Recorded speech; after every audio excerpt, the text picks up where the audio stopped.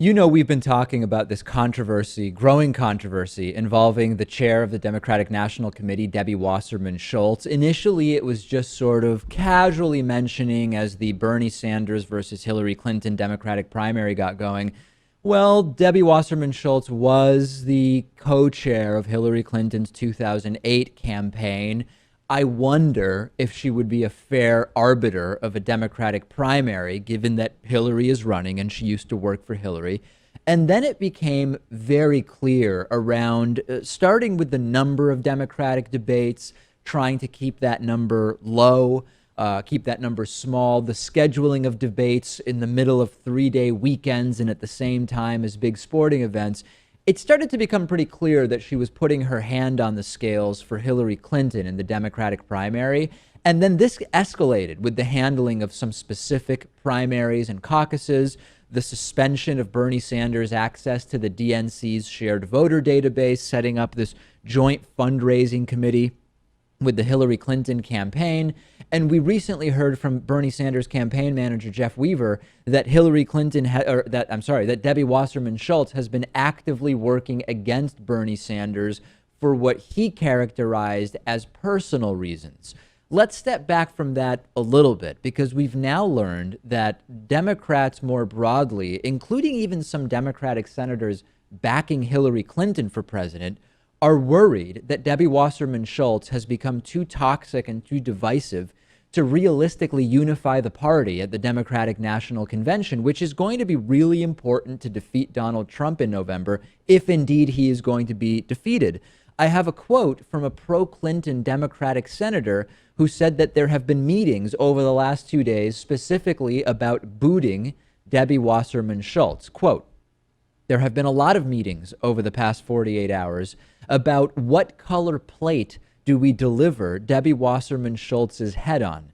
I don't see how she can continue to the election. How can she open the convention? Sanders supporters would go nuts."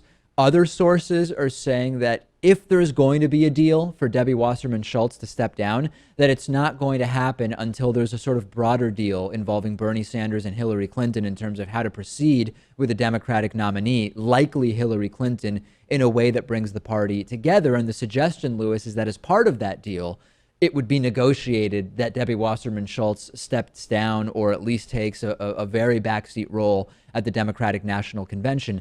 The Clinton and Sanders campaigns already struck one deal where Debbie Wasserman-Schultz's role in the convention's platform committee is reduced. She could have gotten to pick all 15 members of the platform committee. Instead, she's allowed to pick only 4. I don't know where this will go, but I agree. I don't know that Debbie Wasserman-Schultz staying is good for the party. Right. I mean, this election cycle, though, the damage is done, right? You think? Well, of course.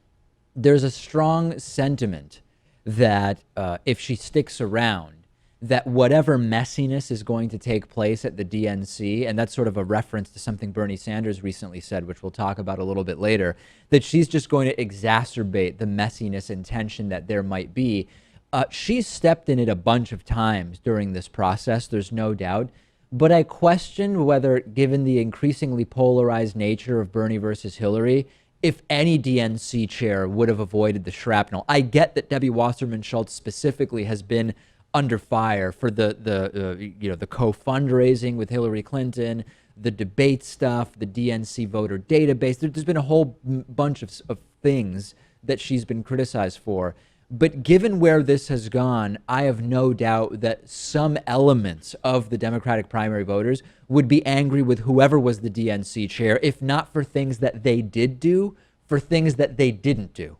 No doubt. You're not going to keep everyone happy. I mean, although the chair is probably although there's pressure coming from all sorts of people within the party, you're probably in the place where it's easiest to say, look, I have to remain impartial and unbiased here and just do my job. Well, but she claims to have done that, although it's transparent. It's very clear she has not done that. Yeah, no doubt about it. Also, I question whether Debbie Wasserman-Schultz stepping down is even more than a symbolic thing. It strikes me as a sort of hollow move if she even were to do it. But there are bigger issues about Hillary versus Trump anyway that go well beyond the DNC and Debbie Wasserman-Schultz. But in reality, if she steps down, as Lewis is saying, whatever damage you ascribe to Debbie Wasserman-Schultz has been done. And it seems like it would be mostly symbolic. And it does get to this issue of the convention potentially being messy, which is what I want to talk about next.